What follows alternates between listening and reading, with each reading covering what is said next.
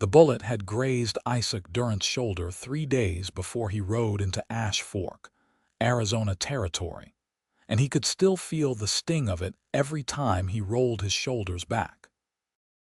The August heat of 1883 pressed down on him like a branding iron as he guided his horse through the dusty Main Street, past the Mercantile and the saloon, looking for work that would pay enough to get him through the winter. The wound had cost him his last job at a cattle drive heading north to Wyoming, and now he was here in this small railroad town with less than $30 to his name and a horse that needed shoes. He had heard the Diamond J Ranch just outside of town needed hands, and though the summer was winding down, there would be work preparing for the fall roundup. The ranch foreman, a weathered man named Coleman with sun-damaged skin and eyes that had seen too many droughts, hired him on the spot when Isaac showed he could rope and ride. The pay was fair, the bunkhouse was clean enough, and the other hands seemed decent. Isaac kept to himself mostly, doing his work with the quiet efficiency his father had taught him before consumption took him when Isaac was 16. That had been 7 years ago, and Isaac had been drifting from ranch to ranch ever since, never staying longer than a season or two. The Diamond J Ranch sprawled across several thousand acres of high desert country, with cattle grazing on tough grass and drinking from springs that never quite ran dry, even in the worst summers. The main house sat on a small rise, a 2-story structure with a wide porch that caught the evening breeze. Isaac rarely saw the owner, a man named Joseph Jenkins who had built his fortune in cattle and land speculation after the war. Jenkins had a daughter, but Isaac had never laid eyes on her in the 3 weeks he had been working there. The Saturday night dance in Ash Fork was something the ranch hands talked about all week. It was held in the community hall next to the church, and practically everyone within riding distance attended. Isaac had no particular interest in dancing or socializing, but the other hands insisted he come along, saying it would do him good to meet people, and that a man could not work 7 days a week without losing his mind. So he found himself on Saturday evening washing the dust from his face and neck at the pump behind the bunkhouse, putting on his cleanest shirt, and riding into town with 4 other hands as the sun painted the sky orange and purple. The community hall was already alive with music when they arrived, a fiddle and a guitar weaving melodies that spilled out into the street. Lanterns hung from the rafters, casting warm light across the wooden floor where couples were already spinning through a lively reel. Isaac stood near the entrance, feeling awkward and out of place. The other hands quickly dispersed, some heading straight for the refreshment table where someone had set out lemonade and cookies, others immediately asking young women to dance. The hall smelled of perfume and pomade and the dusty heat that seemed to cling to everything in Arizona territory. Isaac was about to retreat outside for some air when his eyes swept across the room and landed on her. She sat alone on a bench along the far wall, her hands folded in her lap, watching the dancers with an expression that seemed caught between longing and resignation. She wore a dress of deep blue calico that brought out the color of her eyes, and her dark hair was pulled back from her face in a style that was simple but elegant. There was something about the way she held herself, straight-backed and composed, that caught his attention. She was beautiful, but it was more than that. She looked like she was trying to be invisible while simultaneously hoping someone would notice her. Isaac had never been good with women. He could talk to horses and cattle all day, could read the weather and the land, but put him in front of a pretty girl and words seemed to evaporate from his mind. Still, something pulled him across that room, his boots echoing on the wooden floor as the music shifted to a slower waltz. He was moving before he could talk himself out of it, weaving between couples until he stood before her. She looked up, surprise flickering across her face. Up close, she was even prettier, with delicate features and those striking blue eyes that seemed to hold depths he could not begin to fathom. There was a small scar just above her left eyebrow, barely visible, that somehow made her more real, more human. "May I have this one?" Isaac heard himself say, his voice rougher than he intended, his heart hammering in his chest like he was facing down a stampede instead of asking a woman to dance.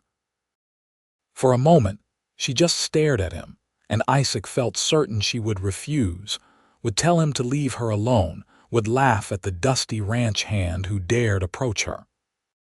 But then something shifted in her expression, a softness entering her eyes, and she placed her small hand in his calloused palm. "Yes," she said simply, her voice quiet but clear, with a slight tremor that suggested she was as nervous as he was. Isaac helped her to her feet and led her onto the dance floor, acutely aware of every eye that seemed to turn their way. He placed one hand on her waist, feeling the warmth of her through the fabric of her dress, and took her other hand in his. They began to move to the music, and despite his nervousness, Isaac found that his body remembered the steps his mother had taught him long ago in their small farmhouse in Missouri. "I am Isaac Durant," he said as they turned slowly across the floor. "I work at the Diamond J." "I know," she replied, and when his eyebrows rose in surprise, she continued, "I have seen you working. I am Katherine Jenkins." The revelation hit him like a punch to the gut. This was the boss's daughter, the one the other hands occasionally mentioned with a mixture of respect and curiosity. They said she had been away at a finishing school back east and had only returned a few months ago. They said she kept to herself, that she spent most of her time reading books in the main house or taking long walks across the ranch property. "I did not know," Isaac said, suddenly wondering if he had made a terrible mistake. Ranch hands did not dance with the owner's daughter. There were unspoken rules about such things, lines that were not meant to be crossed. Would it have mattered? Katherine asked, tilting her head slightly to look at him. There was a challenge in her eyes now, something defiant. "I do not know," Isaac answered honestly. "Maybe." "Well, I am glad you did not know then," she said, and for the first time he saw her smile. It transformed her entire face, chasing away the loneliness he had glimpsed when she sat alone on that bench. They danced in silence for a few moments, and Isaac became aware of how perfectly she fit in his arms, how natural it felt to move with her across the floor. He had danced before, at other town socials in other places, but never had it felt like this. Never had he been so aware of another person's presence, of the way she breathed, of the faint scent of lavender that clung to her hair. "Why were you sitting alone?" Isaac asked, then immediately regretted the question. It was too personal, too forward, but Katherine did not seem offended. "Because no one asks me to dance," she said matter-of-factly. "They all know who my father is, and they are either too intimidated or too calculating. The few who do approach want to curry favor with him through me. You are the first person in 3 dances who has asked me simply because you wanted to." Isaac felt something shift in his chest, a protective instinct he had no right to feel. "Their loss," he said gruffly. Katherine laughed, a genuine sound of delight that made several heads turn. "You are honest," she said. "I like that." The waltz ended too soon, and Isaac reluctantly released her, stepping back with proper decorum even though every instinct told him to ask for another dance immediately. But Katherine did not return to her bench. Instead, she stayed beside him as the musicians took a brief rest and people milled about, talking and laughing. "Would you like some lemonade?" Isaac offered, gesturing toward the refreshment table. "I would, thank you," Katherine replied, and they made their way through the crowd together. Isaac was acutely aware of the stares they were attracting. He saw Coleman, the ranch foreman, watching them with a furrowed brow. He saw some of the other ranch hands exchange glances, some amused, some concerned. He saw the town ladies whispering behind their fans, their eyes sharp with gossip and speculation. But when he looked at Katherine, she seemed oblivious to it all, or perhaps she simply did not care. He handed her a cup of lemonade, and she took a delicate sip. "How long have you been working at the Diamond J?" she asked. "3 weeks," Isaac replied. "I am just passing through, really, staying for the fall roundup, then probably moving on." Something flickered in Katherine's expression, disappointment perhaps, but it was gone so quickly he might have imagined it. "You move around a lot." "I do," Isaac admitted. "Never been one to put down roots." "That must be lonely," Katherine said softly, looking at him with those blue eyes that seemed to see right through whatever walls he tried to put up. Isaac shrugged, uncomfortable with the direction of the conversation. "It is what I know." Before Katherine could respond, a man approached them, tall and well-dressed in a suit that probably cost more than Isaac made in 6 months. He had slicked back hair and a smile that did not quite reach his eyes. "Katherine," he said smoothly, barely acknowledging Isaac's presence. "I have been looking for you. The next dance is starting, and I believe you promised it to me." Katherine's expression tightened almost imperceptibly. "I made no such promise, Robert." "Surely you remember," Robert pressed, his smile fixed. "Your father mentioned that you and I should become better acquainted." Isaac watched the exchange, his jaw tightening. He recognized the type, a wealthy man's son who expected the world to bend to his will because it always had before. "My father can mention whatever he likes," Katherine said, her voice cool and controlled. "But I decide who I dance with, and I am currently speaking with someone." Robert finally turned his attention to Isaac, looking him up and down with barely concealed disdain. "A ranch hand," he said, making it sound like an insult. "How quaint." Isaac felt his temper rising but kept it in check. Fighting at a town dance would get him fired and probably run out of Ash Fork. Besides, this was Katherine's battle, not his, and she seemed more than capable of handling herself. "Robert Morrison, I suggest you find someone else to pester," Katherine said firmly. "I am not interested in dancing with you now or at any future time." Robert's face flushed red, anger and humiliation warring in his expression. "Your father will hear about this," he said tightly.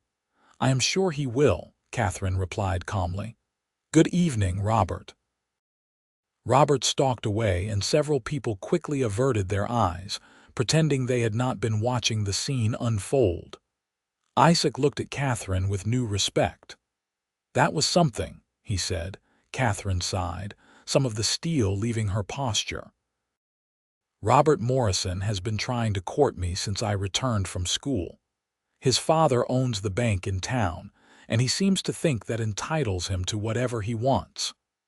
"What does your father think?" Isaac asked, then immediately wondered if he was overstepping. Katherine took another sip of lemonade, her expression thoughtful. "My father wants me to marry well, to someone respectable and established. Robert fits that description, at least on paper. But I have told my father I will not marry someone I do not love, and he has agreed to respect my wishes, at least for now." The musicians struck up another tune, another waltz, and Isaac found himself once again offering his hand. "Would you like to dance?" Katherine smiled, that same transforming smile that made his heart do strange things in his chest. "I would love to." They danced 3 more times that evening, and with each dance, Isaac felt himself falling deeper into something he had no business falling into. Katherine was educated, cultured, the daughter of one of the wealthiest men in the territory. He was a drifter with nothing to his name but a horse, a saddle, and the clothes on his back. There was no future in whatever this was, and yet he could not bring himself to walk away. When the dance finally ended and people began heading home, Isaac walked Katherine out to where her father's carriage waited. Joseph Jenkins himself sat in the driver's seat, a broad-shouldered man in his 50s with steel-gray hair and eyes that missed nothing. He looked at Isaac with an expression that was impossible to read. "Father, this is Isaac Durant," Katherine said. "He works for you." "I know who he is," Jenkins said, his voice neither friendly nor hostile. "Coleman speaks well of his work." "I try to earn my pay, sir," Isaac said, meeting the older man's gaze directly. He would not be intimidated even if it cost him his job. Jenkins nodded slowly. "See that you continue to do so. Katherine, we should be going. It is late." Katherine climbed into the carriage, but before her father could urge the horses forward, she looked back at Isaac. "Thank you for the dances," she said, and there was something in her voice, a promise perhaps, or a hope. "Thank you for saying yes," Isaac replied. He watched the carriage roll away into the darkness, then mounted his own horse to ride back to the ranch with the other hands. They were quiet during the ride, and Isaac could feel their curiosity, but no one asked questions. That would come later, he knew, when they were all back in the bunkhouse. Sure enough, as soon as they had unsaddled their horses and settled in for the night, one of the hands, a young man named Tommy with red hair and freckles, could not contain himself any longer. "What were you thinking, dancing with Miss Katherine like that?" Tommy asked, not unkindly, just genuinely baffled. "You know who her father is, right?" "I know," Isaac said, pulling off his boots. "And you know there is going to be hell to pay if Jenkins decides he does not like it." Another hand chimed in, an older man named Pete who had been working ranches longer than Isaac had been alive. "What was I supposed to do?" Isaac asked, hearing the defensiveness in his own voice. "She was sitting there alone. I asked her to dance. She said yes. That is all there is to it." "That is all there is to it," Pete repeated, shaking his head. "Boy, that is everything there is to it. The boss's daughter does not dance with the help. That is just how things are." "Well, maybe that is wrong," Isaac said, surprised by the vehemence in his voice. The bunkhouse fell silent. Finally, Tommy spoke up again. "Maybe it is wrong," he said thoughtfully. "But wrong or right, it is the way things are. Just be careful, Isaac. I have seen men get run off ranches for less." Isaac lay in his bunk that night, staring at the ceiling and thinking about Katherine. He thought about the way she had looked at him, the way she had smiled, the way her hand had felt in his. He thought about her strength in standing up to Robert Morrison, her honesty when she spoke, the loneliness that seemed to shadow her despite her privileged position. He knew the smart thing would be to keep his distance, to treat her with polite respect from afar and nothing more. But Isaac had never been particularly smart when it came to matters of the heart, and something told him that walking away from Katherine Jenkins would be the biggest mistake of his life. The next day was Sunday, supposedly a day of rest, but there was always work to be done on a ranch. Isaac spent the morning mending fence line in the south pasture, the sun beating down on his back as he stretched wire and hammered posts. He was so focused on his work that he did not notice Katherine approaching until she was only a few yards away. She wore a riding habit of dark green, her hair pinned up beneath a wide-brimmed hat, and she sat astride a beautiful Palomino mare with the ease of someone who had been riding since childhood. Isaac straightened up, suddenly aware of how sweaty and dusty he was, how his shirt was stained with dirt and his hands were scratched from the wire. "Good morning," Katherine said, reining her horse to a stop. "Miss Jenkins," Isaac replied, acutely aware that they were alone out here, that anyone who saw them might draw conclusions. "Should you be out here by yourself?" "I have been riding this ranch since I was a child," Katherine said. a hint of amusement in her voice. "I think I can manage. Besides, I was looking for you." Isaac's heart skipped a beat. "Looking for me?" Katherine dismounted gracefully, tying her horse to a fence post.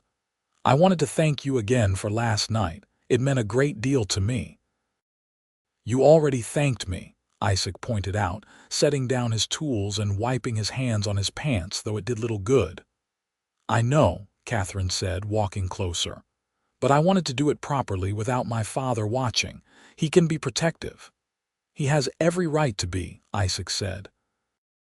"You are his daughter." Katherine tilted her head, studying him with those piercing blue eyes. "Why did you ask me to dance?" Isaac considered lying, considered giving some polite, meaningless answer. But Katherine had been honest with him, and he owed her the same. "Because you looked lonely," he said. "And because I wanted to." "I was lonely," Katherine admitted. "I spent 3 years back east at that finishing school learning how to pour tea and make conversation and be a proper lady. I learned French and piano and watercolors. But I was homesick the entire time, missing the ranch, missing Arizona territory, missing the wide open spaces. And then I came home, and I realized I do not quite fit here anymore either. The other ranchers' daughters think I am putting on airs with my education. The town ladies gossip about why I have not married yet, and men like Robert Morrison see me as a prize to be won, not a person." "That sounds hard," Isaac said quietly. Katherine laughed, but there was no humor in it. "Listen to me, complaining about my privileged life to a man who works from sunup to sundown for wages. I must sound terribly spoiled." "You sound human," Isaac corrected. "Loneliness is loneliness, no matter what kind of house you live in."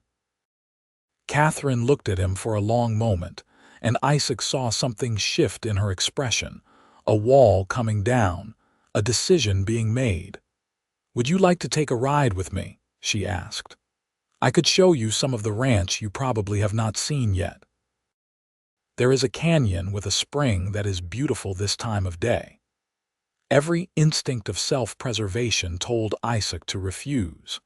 Being seen riding alone with the boss's daughter would be worse than dancing with her at a public event.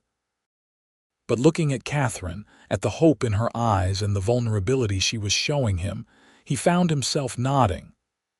"I would like that," he said. Isaac saddled his horse quickly, and they rode out together across the high desert landscape. Katherine led the way, clearly knowing every hill and wash, every cluster of juniper and mesquite. They rode in comfortable silence for a while, and Isaac found himself relaxing, enjoying the simple pleasure of riding beside her. The canyon she led him to was a hidden gem, a narrow cleft in the red rock where a spring bubbled up, creating a small pool surrounded by cottonwood trees. The trees provided shade, and the sound of the water was soothing after the dry heat of the open range. They dismounted and sat on the rocks near the pool, letting their horses drink. Katherine pulled off her hat, and a few strands of dark hair came loose, curling around her face in the humidity from the spring. "I used to come here as a child," Katherine said. "It was my secret place where I could escape from lessons and chores and my father's expectations. I have not been here in years." "It is beautiful," Isaac said, looking around at the red rock walls, the green of the trees, the clear water. "Thank you for sharing it with me." "I wanted to," Katherine said simply. Then, after a pause, "Tell me about yourself, Isaac. Where are you from? What brought you to Arizona territory?" Isaac hesitated. He was not used to talking about himself, not used to anyone caring enough to ask. But Katherine waited patiently, and slowly he began to speak. He told her about growing up in Missouri, about his father's small farm, about losing both parents to sickness before he was 20. He told her about drifting west, working ranches in Kansas and Colorado and New Mexico territory, before finally making his way to Arizona. He told her about the bullet wound on his shoulder, though he downplayed the danger of it, and about how he had been looking for work when he arrived in Ash Fork. Katherine listened without interrupting, her attention complete and genuine. When he finished, she was quiet for a moment before speaking. "You have had a hard life," she said softly. "I have had a life," Isaac corrected. "No harder than most, easier than some. I have my health, I have skills that keep me employed, I have freedom. That is more than a lot of people can say." "Freedom," Katherine repeated thoughtfully. "Is that what keeps you moving from place to place? The freedom to leave whenever you want?" Isaac considered the question. "I suppose so. I never thought about it much. It is just what I do." "What if you found a reason to stay somewhere?" Katherine asked, and there was something in her voice, something weighted and significant. Isaac looked at her, at the way the dappled sunlight through the cottonwood leaves played across her face, at the intensity in her blue eyes. "I do not know," he said honestly. "I have never had a reason before." "Never," Katherine pressed. "Never," Isaac confirmed, then added more quietly, "until maybe now." The words hung in the air between them, heavy with implication. Katherine's breath caught, and Isaac saw color rise in her cheeks. They were sitting close enough that he could reach out and touch her, could take her hand, could pull her into his arms. But he did not. Not yet. Not when everything was so uncertain. "Isaac," Katherine began, but whatever she was going to say was interrupted by the sound of hoofbeats approaching. They both stood quickly, instinctively putting distance between them as a rider appeared at the mouth of the canyon. It was Coleman, the ranch foreman, and his expression was grim. "Miss Katherine, your father has been looking for you," Coleman said, his eyes flicking between her and Isaac with obvious disapproval. "He wants you back at the house. Now." "I was just showing Isaac some of the ranch," Katherine said, lifting her chin defiantly. "There is nothing wrong with that." "That is between you and your father, miss," Coleman said neutrally. "But he wants you home." Katherine looked at Isaac, frustration and apology in her eyes. "I should go," she said quietly. "I will finish the fence line," Isaac said, keeping his voice professional, though his heart was pounding. Katherine mounted her horse, but before she rode off, she looked back at him one more time. "This is not over," she said, and Isaac did not know if it was a promise or a warning. After she left, Coleman lingered. Isaac braced himself for a lecture or worse, but the foreman just shook his head wearily. "I like you, Durant," Coleman said. "You are a good worker, you do not cause trouble, you keep your head down. So I am going to give you some advice and you would be wise to take it. Stay away from Katherine Jenkins. I do not care what she says or what you feel. She is the boss's daughter and you are a hired hand. Nothing good can come of this." "I did not ask for this," Isaac said, frustration bleeding into his voice. "I know you did not," Coleman said, his tone softening slightly. "But here we are anyway. Jenkins is a fair man, but he has expectations for his daughter, plans. You are not part of those plans, and if you try to be, you will end up hurt, fired, or worse. Do you understand me?" "I understand," Isaac said, though understanding and agreeing were two different things. Coleman nodded and rode off, leaving Isaac alone with his thoughts and his unfinished fence line. He threw himself into the work with renewed intensity, trying to sweat out the confusion and longing that churned in his gut. But no amount of physical labor could erase the memory of Katherine's smile, or the hope he had heard in her voice when she asked if he had ever found a reason to stay. The next few days were torture. Isaac threw himself into his work, volunteering for every job, every task, anything to keep himself busy and away from the main house. But Katherine seemed to be everywhere. He would look up from breaking a horse and see her watching from the corral fence. He would be herding cattle and catch a glimpse of her green riding habit in the distance. She was haunting him, And the worst part was he wanted to be haunted. On Wednesday evening, as Isaac was walking back to the bunkhouse after a long day, a young Mexican boy approached him. The boy worked in the main house helping the cook and doing odd jobs. "Senator Durant," the boy said quietly, glancing around to make sure no one was watching. "I have a message for you, from Miss Katherine." Isaac's heart leaped.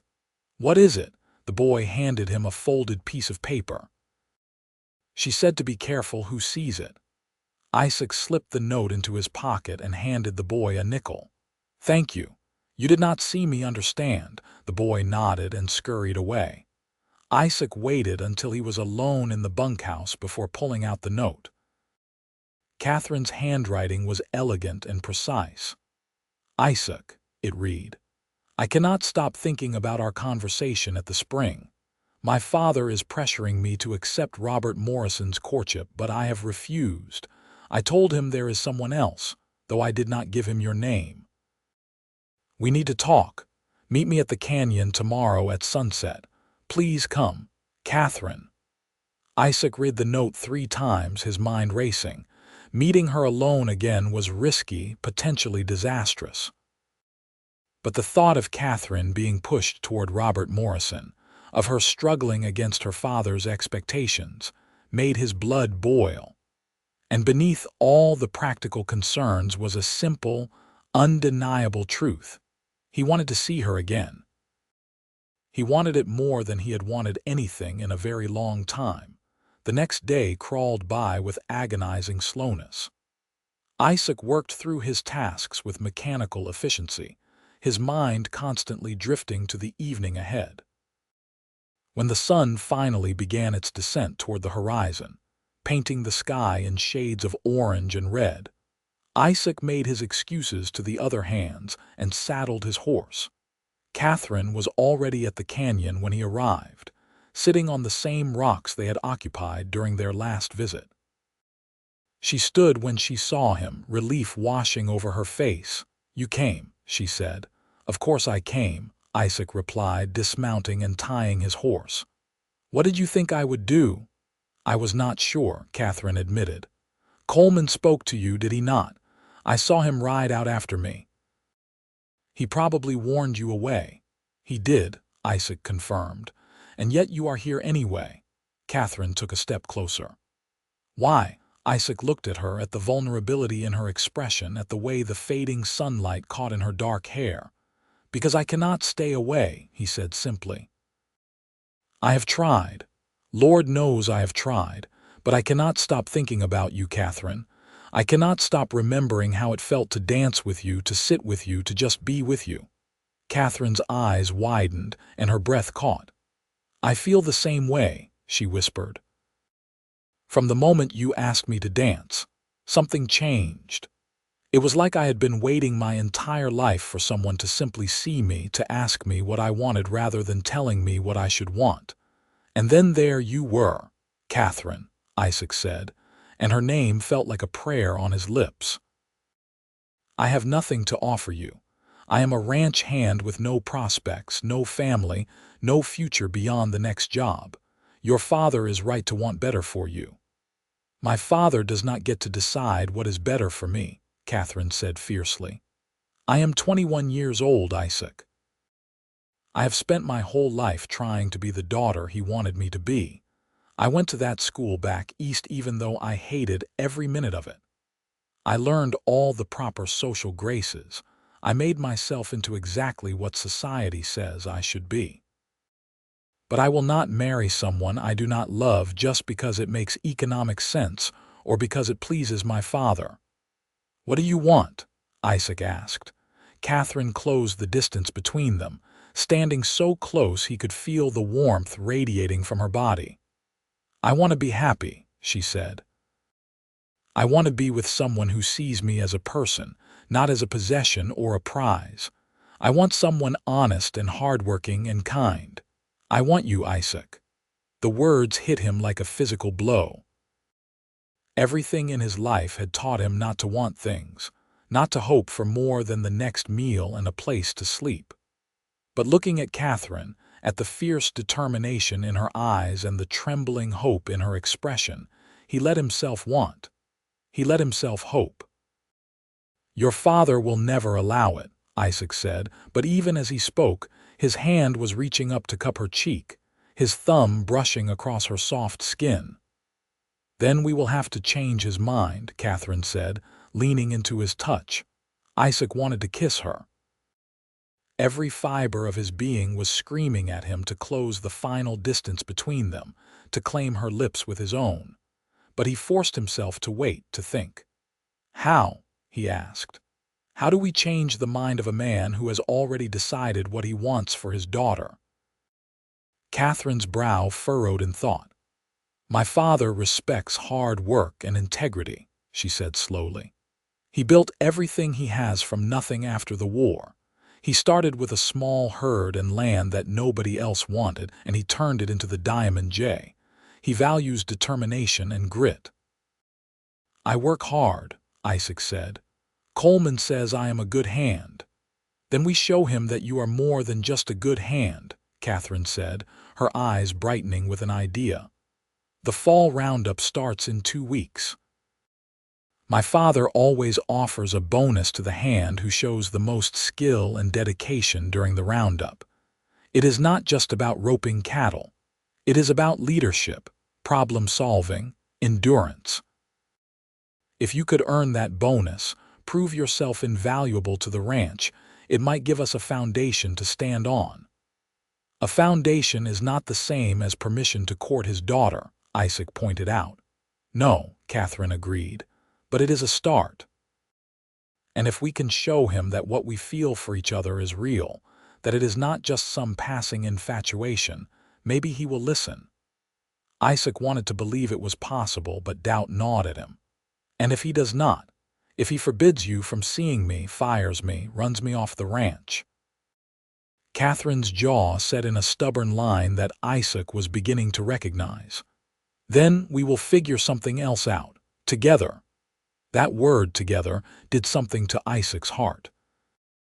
He had been alone for so long, making every decision solo, never considering anyone else's needs or wants because there had been no one else to consider. The idea of having a partner, of having someone to face the world with, was both terrifying and exhilarating. "Together," he repeated, and then, because he could not resist any longer, he leaned down and kissed her. Katherine melted into him, her arms coming up to wrap around his neck as his arms encircled her waist. The kiss was gentle at first, tentative, 2 people learning each other. But then it deepened, passion and longing and something that felt like destiny surging between them. Isaac had kissed women before, but never like this. Never with this sense of rightness, of coming home to a place he had never known he was searching for. When they finally broke apart, both breathing heavily, Katherine rested her forehead against his chest. "I have never felt anything like that before," she whispered. "Neither have I," Isaac admitted, his voice rough with emotion. They stood there in the gathering darkness, holding each other, neither wanting to let go.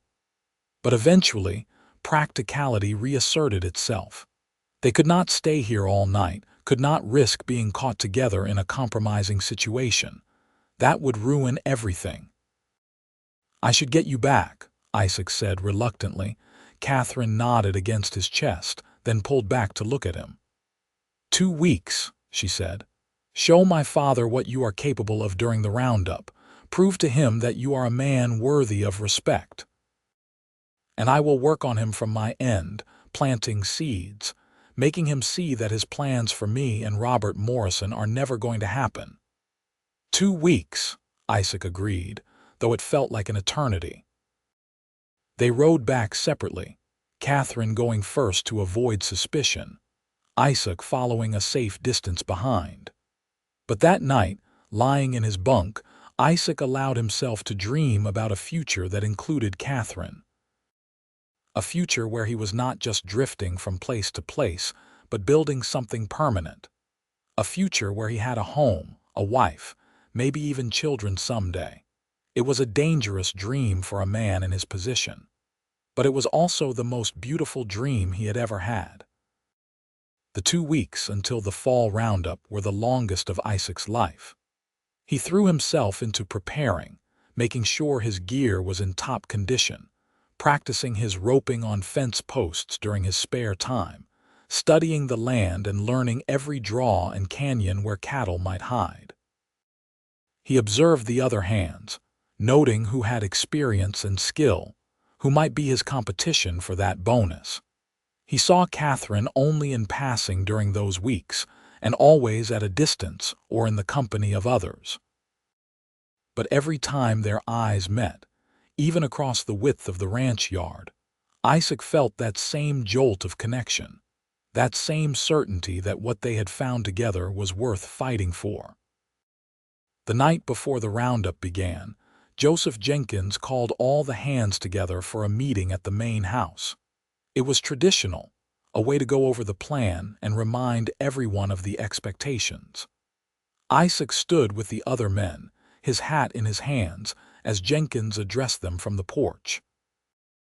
"Gentlemen," Jenkins began, his voice carrying authority earned through years of hard work and fair dealing. "Tomorrow we begin the fall roundup. It is the most important work we do all year, and I expect every man here to give his best effort. You know the terms. Fair wages for your work, and a bonus of $100 to the hand who demonstrates the most skill, leadership, and dedication. $100. It was a fortune to men who typically made $30 or $40 a month. It was enough to stake a claim, start a small business, or save for a future. Isaac felt determination harden in his chest. He was going to win that bonus, not just for the money, though he desperately needed it, but to prove himself to Joseph Jenkins. As the meeting broke up, Isaac caught sight of Katherine watching from an upstairs window. She raised her hand in a small wave, and he nodded back, a silent promise passing between them. The roundup began at dawn. Isaac and the other hands rode out in groups, spreading across the ranch's vast acreage to gather the scattered cattle. The work was hard, dusty, and dangerous. Cattle that had been ranging free all summer did not want to be herded, and there were always ornery bulls and protective mother cows that would charge a horse given half a chance. Isaac proved himself from the first day. He had a gift for reading cattle, for knowing which way they would bolt before they did it themselves. His roping was clean and efficient, wasting no motion. When a steer broke from the herd and headed for rough country, Isaac was the one who went after it, chasing it through rocky terrain until he could turn it back toward the main group. By the end of the first week, even the most skeptical of the ranch hands had to admit that Isaac was good at his job, better than good. He was one of the best they had seen. Coleman watched him with a mixture of approval and wariness, clearly torn between respecting Isaac's skill and worrying about his intentions regarding Katherine. Joseph Jenkins himself rode out several times during the roundup, observing his men at work. Isaac felt the weight of the rancher's gaze on him more than once, and he made sure to always be working hard, always be where he was needed most, always be the first to volunteer for the difficult tasks. On the 8th day of the roundup, everything went wrong. They were working a canyon when a clap of thunder spooked the herd. What started as nervous shuffling turned into a stampede in seconds. Hundreds of cattle suddenly bolted, running in blind panic through the narrow canyon. Isaac's horse reared as the cattle surged around them. He heard shouts from the other hands, saw men scrambling to get out of the way of the crushing wave of horns and hooves. But then he heard something that made his blood run cold. A scream. Tommy, the young red-haired hand, had been thrown from his horse and was on the ground, right in the path of the stampede. Isaac did not think. He spurred his horse forward, directly into the path of the oncoming cattle.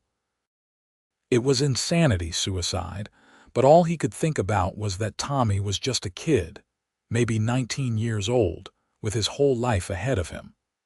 Isaac reached Tommy just as the first of the cattle bore down on them.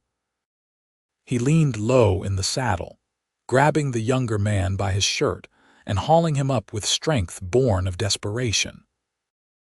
Tommy scrabbled for purchase, managing to get his leg over the back of Isaac's horse, and then Isaac was wheeling away, his horse straining under the double weight as they raced to outrun the stampede. They made it to the side of the canyon, pressing against the rock wall as the cattle thundered past.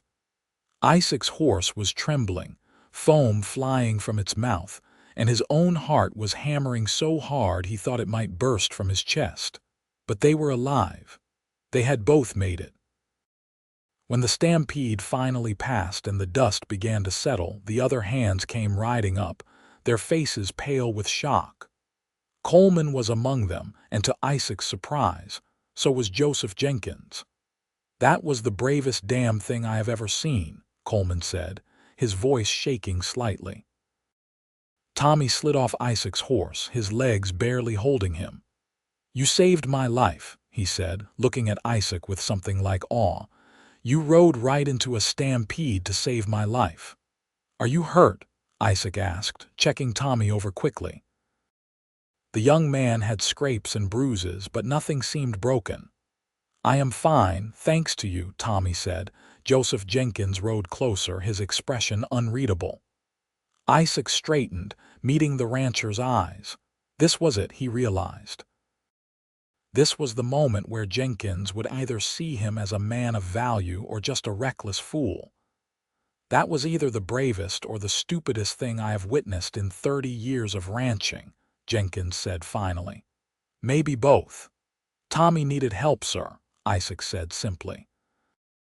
"I was in position to give it." Jenkins nodded slowly, something shifting in his expression. "You could have been killed." "Yes, sir," Isaac agreed, "but I was not." For a long moment, Jenkins just looked at him. Then, surprisingly, the corner of the rancher's mouth twitched upward in what might have been the beginning of a smile. "Get back to work, Durant. We still have cattle to gather." But as Jenkins rode away, Isaac could have sworn he saw a new respect in the older man's eyes. The rest of the roundup passed without major incident. The cattle were gathered, sorted, and branded. The work was exhausting, each day starting before dawn and ending well after dark, but Isaac pushed through, always giving his best. On the final night, when the work was done and the cattle were all accounted for, Jenkins called the hands together again. They gathered around a large campfire, tired and dirty but satisfied with a job well done. Jenkins stood before them, the firelight casting dancing shadows across his weathered face. "Gentlemen, we have completed another successful roundup. Your hard work is appreciated. As you know, I offer a bonus to the hand who demonstrates the most skill, leadership, and dedication during this time." This year, that decision was easier than most. He paused, and Isaac felt every eye turn toward him. His heart began to pound. "Isaac Durant," Jenkins said, "you have been with us only a short time, but in that time, you have proven yourself to be an exceptional hand.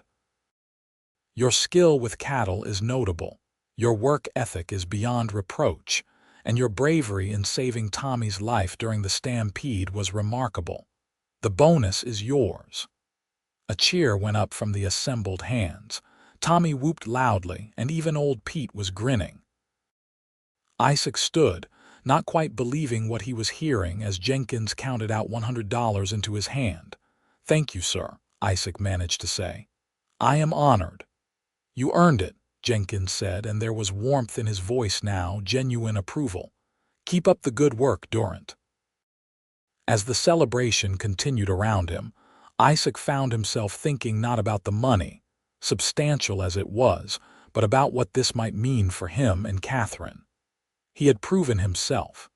He had shown Joseph Jenkins that he was more than just a drifting ranch hand. He was a man of skill and courage and integrity. Now came the harder part. Now came asking permission to court the man's daughter.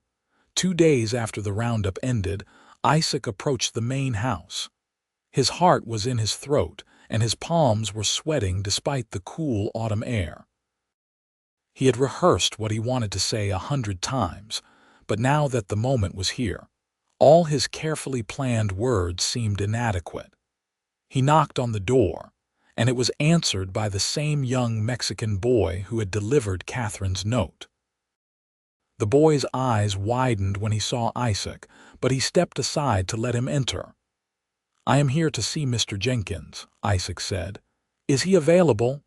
"I will see, Senator," the boy said, and disappeared into the house. Isaac waited in the entryway, his hat clutched in his hands, taking in the comfortable furnishings and the photographs on the walls. There were pictures of Jenkins as a younger man, of a woman who must have been his wife before she passed away, and several of Katherine at various ages. In every photo, Catherine's eyes held that same depth, that same intelligence and strength. Isaac. He turned to see Katherine descending the stairs, her expression a mixture of hope and worry. She was wearing a simple dress of pale yellow, and her hair was loose around her shoulders in a way he had never seen before. She looked beautiful and young and scared. "What are you doing here?" she asked quietly. "Is something wrong?" "No," Isaac assured her. "Nothing is wrong. I am here to speak to your father." Understanding dawned in Catherine's eyes, followed by a flash of panic. "Now, are you sure you are ready?" "I am sure," Isaac said, more confidently than he felt. "We have waited long enough." Before Katherine could respond, Joseph Jenkins emerged from a side room, his reading glasses perched on his nose and a ledger in his hand. He looked surprised to see Isaac standing in his house. "Durant," Jenkins said, "what brings you here?" Isaac's mouth went dry, but he forced himself to speak. "Sir, I was hoping to have a word with you. It is about a personal matter." Jenkins's eyes flicked to Katherine, then back to Isaac, and Isaac saw understanding dawn in the rancher's expression. "I see," Jenkins said slowly. "Katherine, perhaps you should return to your room." "No," Katherine said, her voice steady despite the trembling Isaac could see in her hands. "This concerns me. I am staying." Jenkins looked at his daughter for a long moment, then sighed. "Very well, Durant, come into my study." "Katherine, you may join us, but you will let the man speak his piece without interruption." "Agreed." "Agreed," Katherine said quickly. They filed into the study, a room lined with bookshelves and dominated by a large desk covered in papers and ranch ledgers. Jenkins sat behind the desk, gesturing for Isaac to take one of the chairs across from him. Katherine sat in the other, her posture straight, her hands folded in her lap. "Speak," Jenkins said simply. Isaac took a deep breath. "Sir, I know I have only been on your ranch for a short time. I know I am just a hired hand with no family name or property to recommend me. But I am here to ask your permission to court your daughter." The words hung in the air. Jenkins's expression was unreadable, and the silence stretched out until Isaac thought he might shout just to break the tension. "You are right," Jenkins finally said. "You are a hired hand with no family name or property. What makes you think you are a suitable match for my daughter?" "Father," Katherine began, but Jenkins held up a hand, silencing her. "I asked Durant a question. Let him answer it." Isaac met Jenkins's eyes directly. "I cannot claim to be suitable in the traditional sense," he said honestly. "I cannot offer Katherine wealth or social standing. I cannot give her a grand house or servants or fine dresses, but I can offer her honesty, loyalty, and respect. I can offer her hard work and dedication to building a life together. And I can offer her love, sir. Real love, not the calculating courtship of a man like Robert Morrison who sees her as a business arrangement." Jenkins's eyes narrowed at the mention of Morrison, but he did not interrupt. Isaac continued, the words flowing more easily now as he spoke from the heart. Your daughter is the most remarkable woman I have ever met. She is intelligent, strong, kind, and brave. She deserves someone who sees all of that, who values her for who she is rather than what she represents. I know I am not what you envisioned for her, but I swear to you, sir, if you give me permission to court her, I will spend every day trying to be worthy of her. Catherine's eyes were shining with unshed tears, but she remained silent as she had promised. Jenkins leaned back in his chair, studying Isaac with an intensity that felt like it could see straight through to his soul. You are aware, he said slowly, that if you marry my daughter, you would be marrying into a family business. The Diamond J is Catherine's inheritance. When I pass, she will own this ranch. I am aware, Isaac said, though in truth, he had not thought much about the practical implications. He had been too focused on simply being allowed to see Katherine. So you understand that people will say you courted her for her money. They will say you are after the ranch, not the woman. Isaac's jaw tightened. People can say whatever they want. I know the truth and Katherine knows the truth. That is all that matters. What about your wandering ways? Jenkins pressed. Katherine mentioned that you have never stayed in one place for long. What makes you think you can settle down? Because for the first time in my life, I have a reason to stay, Isaac said simply, glancing at Katherine. I have been drifting because I was looking for something without knowing what it was. I found it when I asked your daughter to dance. Jenkins was quiet for a long time, his fingers drumming on the desk. Finally, he spoke. Katherine, you have been remarkably patient. You may speak now. Is this what you want? More than anything, Katherine said immediately, her voice strong and clear. I love him, Father. I know it has been quick. I know it seems impractical, but I love him. He is a good man, an honest man, and he sees me as a partner, not as property. Please give us your blessing. Jenkins sighed heavily, suddenly looking every one of his 50-some years. You are so much like your mother, he said to Katherine, his voice softening. She was just as stubborn, just as sure of her heart. I was a penniless soldier when I met her, did you know that? Her father was a successful merchant in Texas, and he forbade her from seeing me. Said I had no prospects, no future. Katherine's eyes widened. I did not know that. Jenkins smiled sadly. We courted in secret for months.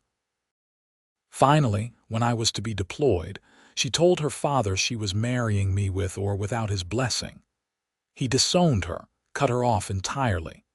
We married anyway, and it was the best decision I ever made. Your mother taught me that love is worth fighting for, worth sacrificing for.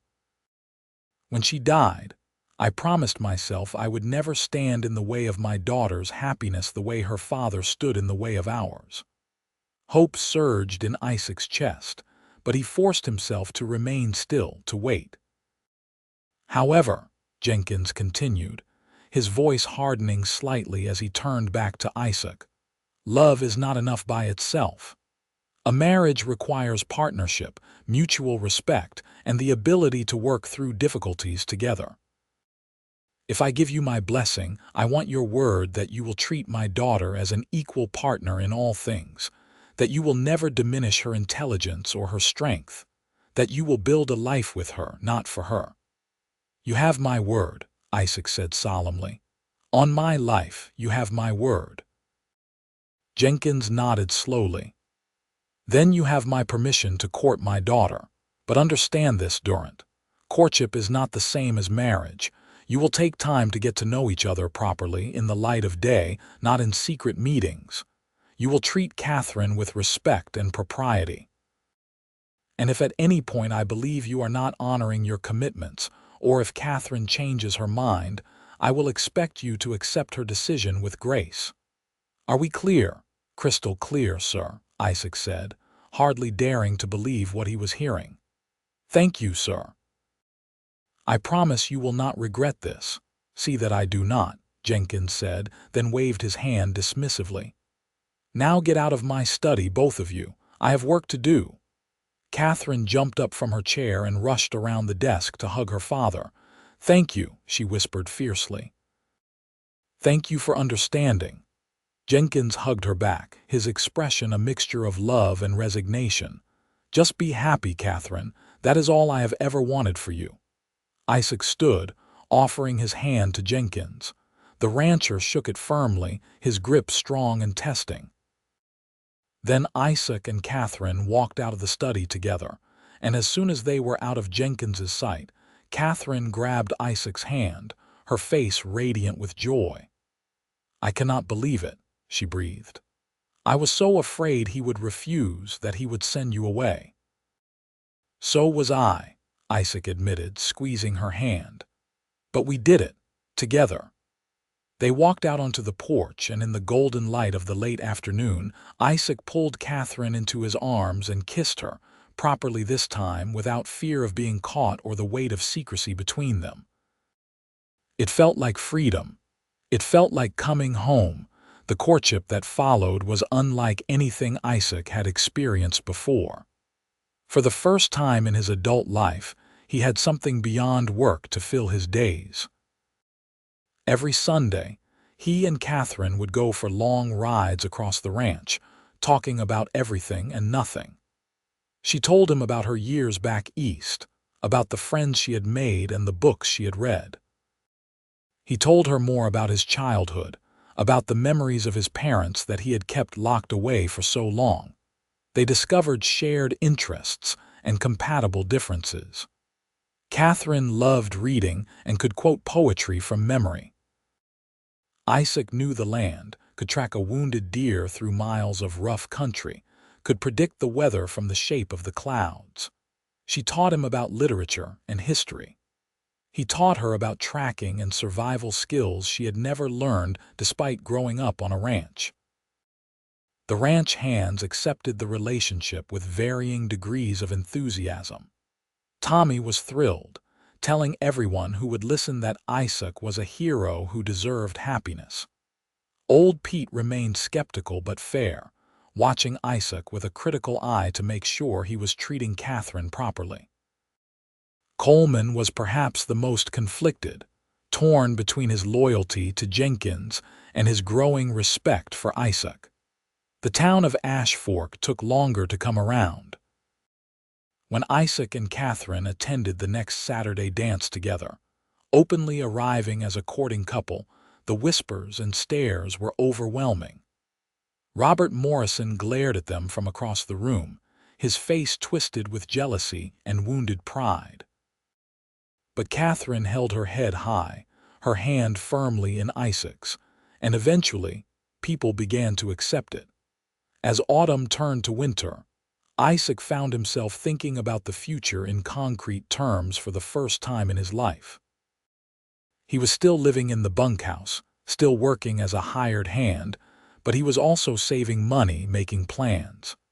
Jenkins had offered him a permanent position on the ranch, with slightly higher pay and the promise of more responsibility. It was not much, but it was a start. On a cold December evening, as snow began to fall on the high desert, a rare and beautiful sight, Isaac asked Katherine to meet him at the spring canyon. She arrived bundled in a heavy coat, her cheeks pink from the cold, her eyes bright with curiosity. "It is freezing," she said, laughing. "Why did you want to meet here?" Isaac took her hands in his, suddenly nervous. He had planned this moment, had practiced what he wanted to say, but now that it was here, his carefully rehearsed words evaporated. "Katherine," he began, his breath misting in the cold air. "6 months ago, I was a drifter with no home and no hope for anything better. I was just moving from place to place, doing whatever work I could find, never thinking about tomorrow. And then I walked into a dance in Ash Fork, and I saw you sitting alone, and everything changed." Katherine's eyes were already filling with tears, as if she knew what was coming. "You have given me a reason to stay, a reason to build instead of just drift. You have given me hope and happiness, and a sense of belonging I did not know I was missing. You have given me a home, Katherine, not just a place, but a feeling, and I do not ever want to lose that. Isaac released one of her hands and reached into his pocket, pulling out a simple ring. It was not much, just a thin gold band with a small stone, purchased with his carefully saved wages. But it was honest and real, just like what they had together. "Katherine Jenkins, will you marry me?" Tears spilled down Katherine's cheeks as she nodded vigorously. "Yes," she said, her voice breaking with emotion. "Yes, Isaac, of course I will marry you." Isaac slipped the ring onto her finger, and then she was in his arms, kissing him with all the passion and joy and love that had been building between them over the past months. The snow fell around them, dusting their hair and shoulders, but neither of them noticed. They were too wrapped up in each other, in the promise of the future they would build together. They were married in the spring of 1884, on a warm April day when the desert was briefly green and wildflowers carpeted the hills. The wedding was held at the ranch, with most of Ash Fork in attendance. Isaac wore a new suit, purchased with money he had saved and a small gift from Jenkins. Katherine wore her mother's wedding dress, carefully preserved all these years, a simple but elegant gown of white lace. Joseph Jenkins walked his daughter down the makeshift aisle that had been set up in the ranch yard, and when the preacher asked who gave this woman to be married, Jenkins's voice was gruff with emotion as he said, "I do." The ceremony was simple and heartfelt. Isaac's hands shook slightly as he slipped the wedding band onto Katherine's finger, but his voice was steady when he made his vows. He promised to love her, honor her, cherish her, and stand by her through whatever came. Katherine's voice was equally steady, equally certain, as she made the same promises to him.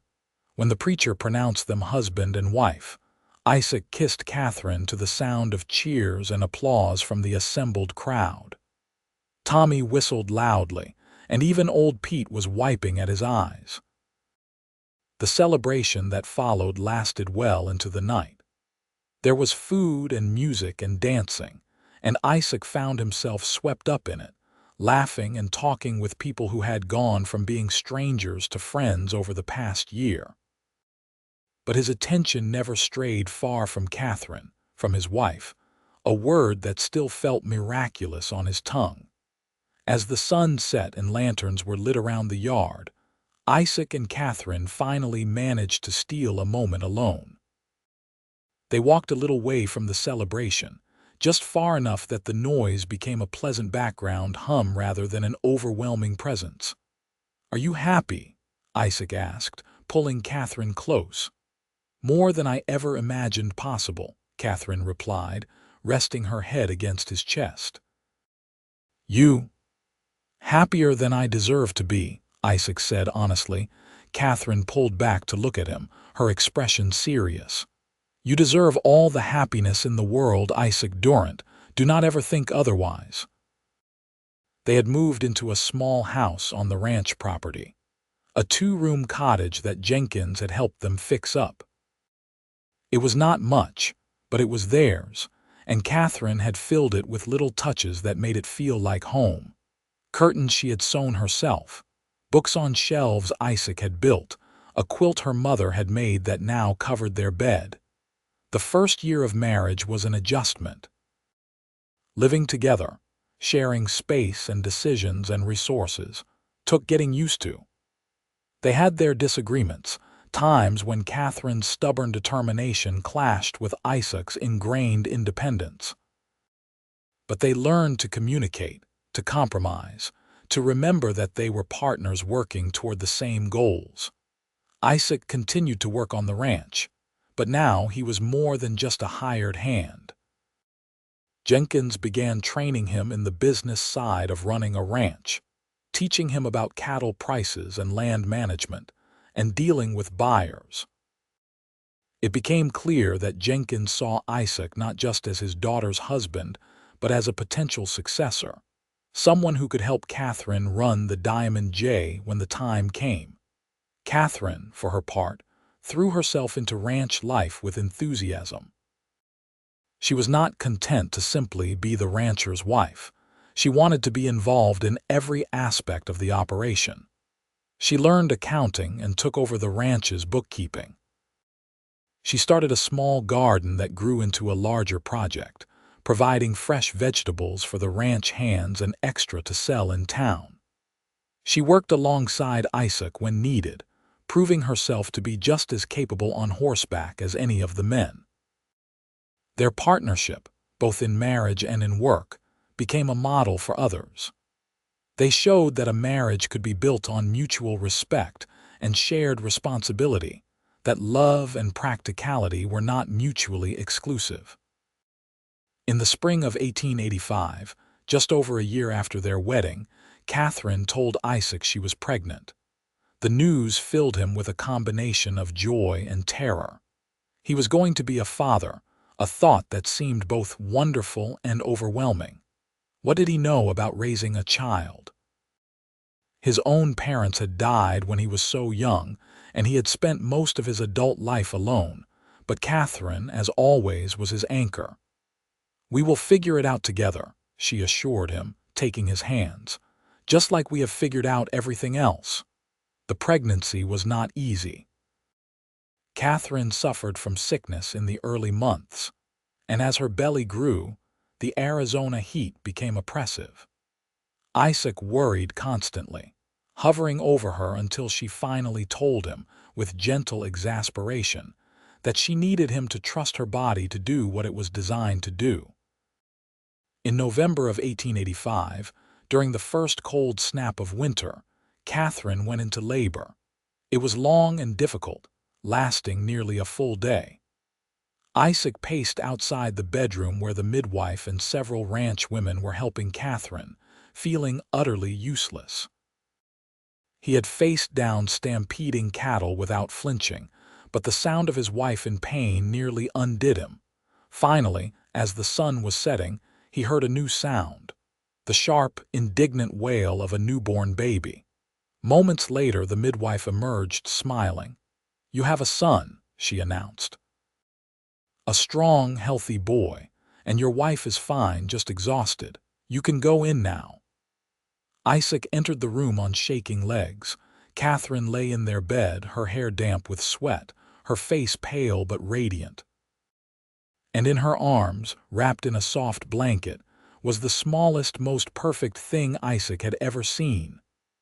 "Isaac, meet your son," Katherine said softly, her eyes glowing with love and exhaustion. Isaac approached slowly, almost afraid to touch the tiny creature. But then the baby opened his eyes, and Isaac saw his own features reflected in miniature, mixed with Katherine's beauty, and his heart broke open with love so fierce it almost hurt. "He is perfect," Isaac whispered, reaching out to gently touch his son's tiny hand. The baby's fingers curled around Isaac's much larger finger with surprising strength. "What should we name him?" Katherine asked. They had discussed names throughout the pregnancy, but had never quite settled on one. Now, looking at his son, Isaac thought of his own father, the man who had taught him everything about hard work and integrity before consumption had taken him too soon. "James," Isaac said. "James Durant, after my father," Katherine smiled, tears sliding down her cheeks. "James Durant, I love it." The baby let out another cry, and Katherine shifted to nurse him, a process that was new and awkward but profoundly right. Isaac sat beside them on the bed, his arm around Katherine's shoulders, watching his son nurse and feeling like his world had shifted on its axis. He had started as a drifter with nothing, and now he had everything. A wife he loved, a son, a home, a purpose. It was more than he had ever dreamed possible. The years that followed were full and rich. James grew into a sturdy, curious toddler who loved following his father around the ranch, insisting on helping even when his help often created more work. In 1888, Katherine gave birth to their second child, a daughter they named Margaret after Katherine's mother. Margaret was quieter than James, more contemplative, with her mother's blue eyes and her father's dark hair. Isaac grew into his role on the ranch, becoming Jenkins's right-hand man and eventual partner in the business. When Jenkins's health began to decline in 1891, it was Isaac who stepped up to handle the daily operations, always consulting with Katherine, always making sure they made decisions together. Jenkins passed away peacefully in his sleep in the spring of 1892, surrounded by his family. He died knowing that his daughter was happy and that his ranch was in capable hands. His funeral was attended by hundreds of people, testimony to the respect he had earned throughout his life. Katherine inherited the Diamond J, as Jenkins had always intended, but she and Isaac ran it together, their partnership stronger than ever. They made improvements, expanded operations, weathered droughts and hard winters and fluctuating cattle prices. They built a legacy, not just for themselves but for their children and the children to come. In 1894, Katherine gave birth to their third child, another son they named Joseph after her father. And in 1897, their family was completed with the birth of a second daughter, Sarah. The cottage that had once seemed spacious for two now bulged with a family of 6, and Isaac and Katherine began plans to build a larger house. But they made sure it was not too far from the original cottage, wanting to stay connected to the place where their married life had begun. The ranch hands who had been skeptical of Isaac all those years ago were now loyal friends. Tommy had married a woman from town and now worked as the ranch foreman after Coleman retired. Old Pete had passed away in 1895, but not before telling Isaac that he had been wrong to doubt him, that Isaac had proven himself to be a man of integrity and worth. On a warm evening in the summer of 1900, Isaac and Katherine sat on the porch of their new house, watching the sun set over the Arizona desert. Their children were playing in the yard, James now almost 15 and already showing the height and strength that would make him a formidable rancher someday. Margaret, at 12, was reading a book under a tree, completely absorbed in her own world. Joseph, 8 years old, was trying to rope a fence post with determination and limited success. And 6-year-old Sarah was picking wildflowers, making a bouquet for her mother. Can you believe it has been 17 years since that dance in Ash Fork? Katherine asked, her hand finding Isaac's and lacing their fingers together. Isaac shook his head in wonder. 17 years. Sometimes it feels like yesterday. Sometimes it feels like forever. You ever regret it? Katherine asked, though there was no real doubt in her voice. Giving up your wandering ways, settling down here. Isaac turned to look at his wife. Time had added some lines to her face, had threaded silver through her dark hair, but to him, she was as beautiful as she had been that night when he first saw her sitting alone. Maybe even more beautiful, because now her beauty was woven through with shared history, with love tested and proven through years of partnership. Not for a single second, Isaac said firmly. That night, when I walked across that dance floor and asked you for one dance, I had no idea I was walking toward my entire future. But I would do it again in a heartbeat.